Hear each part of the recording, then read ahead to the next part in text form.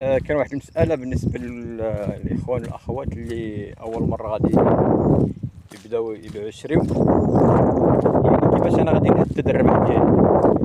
نعطيكم واحد المثال. دابا الحاجة اللي كتاخدها ب100 درهم، شحال غادي تبيعها؟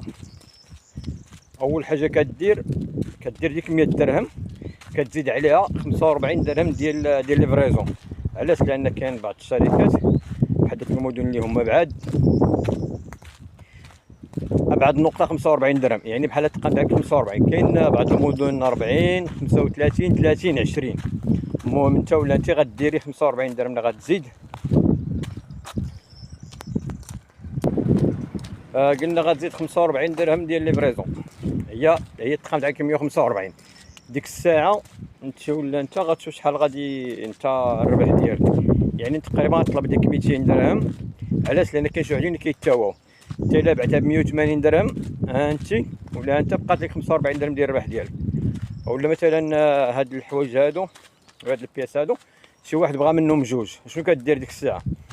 هاد الجوج هادو ممكن تبيعهم يعني ب 150. هي ديك قلنا 100 100 200 و 200 400. كتحيد ديك 50 درهم ديال ليفريزون، هي 350 درهم. شوف بغيتي على حساب كل واحد وشحال كيقنعو. ممكن كاين كتقنعو مثلا 35 درهم في البياسه، على حساب الكونتيتي اللي كتبيع في النهار داك البرودوي ديالك. الا كان البرودوي يعني خارج وهادي كتكد مع الناس.